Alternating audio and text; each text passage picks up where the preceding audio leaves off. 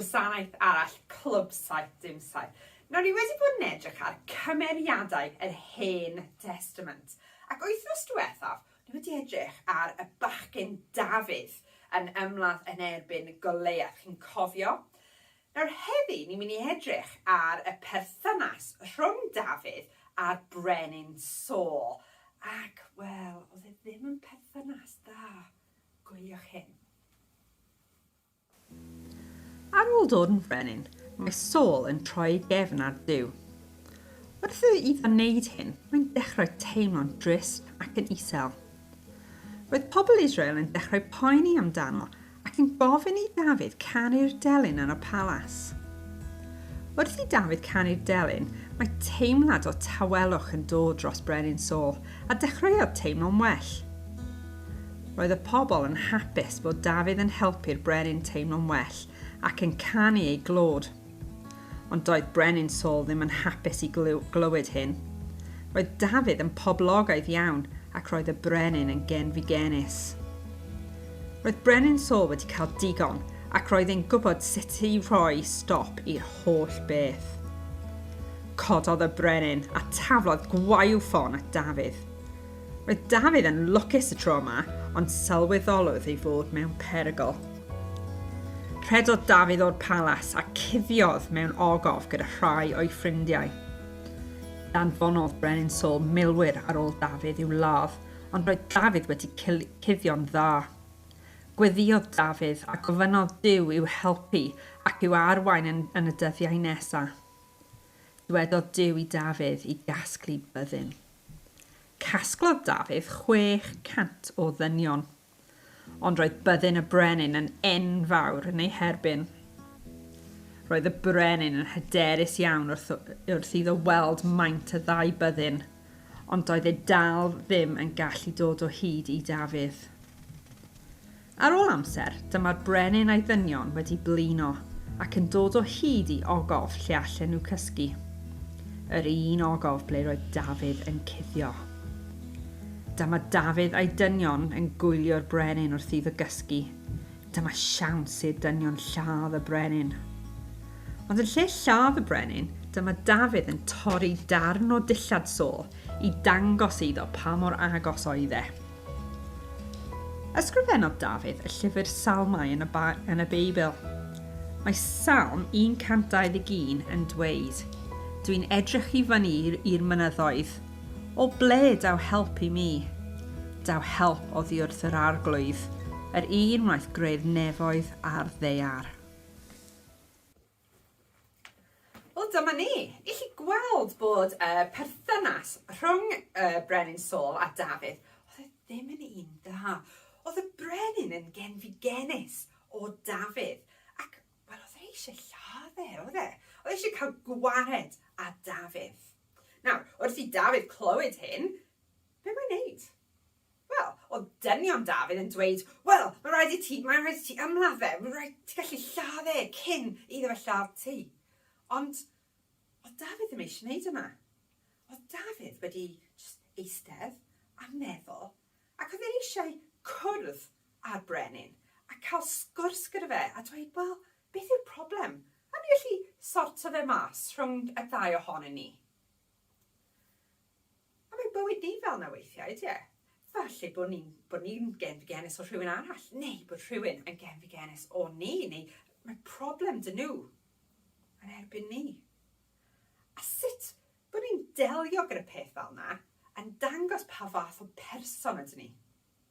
Ni gallu delio gyda problemau fel y brenin a dweud, right, mae'n rhaid i ni cael gwared ar person sydd â'r problem. Neu, ni gallu delio gyda fe fel Dafydd yn gyda heddwch ac bod ni gallu meddwl amdano fe a stopio a just gallu cael sgwrs, gallu gweithio allan sut i delio gyda'r problem. Beth yw'r problem? Sut bod ni'n gallu delio gyda fe? A mae yna'n well. Achos os oedd mwy o bobl yn neud pethau fel yna yn y byd, meddyliwch beth bydd y byd fel. Bydd lot mwy o heddwch yn y byd os bod ni jyst yn stopio a meddwl cyn bod ni'n delio gyda person sydd â problem, neu cyn bod ni'n neud rhywbeth amdano fe. Nawr, dwi'n mynd i gweddio, a dwi'n mynd i gofyn i Duw i helpu ni bod mwy fel Dafydd. Gweddiwn. Arglwydd Duw, diolch i ti am y stori yma, a bod ti'n dangos bod y problemau sydd gyda ni yw'r un problemau ac oedd gyda Dafydd hefyd. A diolch i ti dangos y ffordd gorau i delio gyda problemau fel hyn. A just helpa ni i bod mwy fel Dafydd, bod ni gallu stopio a meddwl a delio gyda'r problem yn y ffordd gorau. Ni jyst yn dweud diolch i ti heddi yn enw Iesu. Amen. Nawr ni'n mynd i cael car, a wedyn byddai'n gweld chi wythnos nesaf. Hwyl!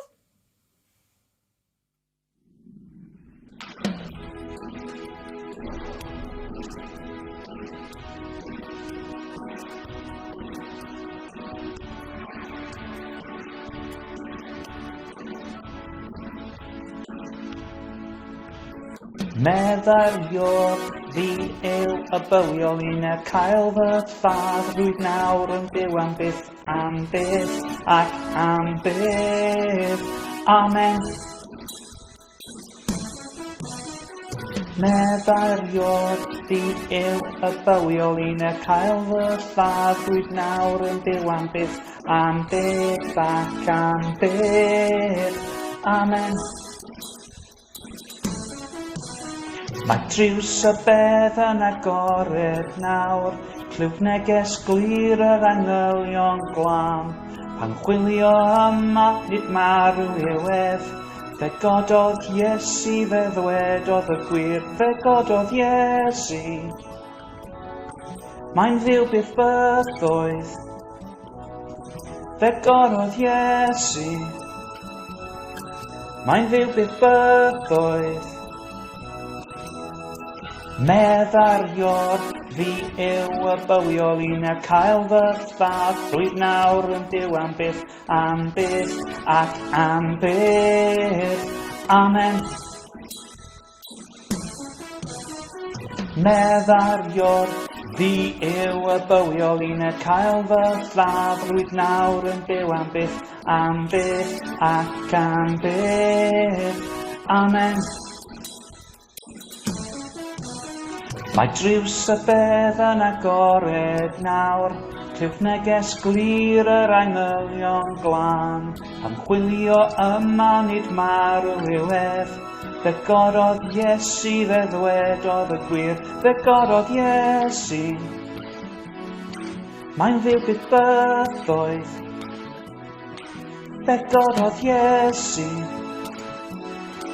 Mae'n ddiw byth bythoedd, fe gododd Iesu.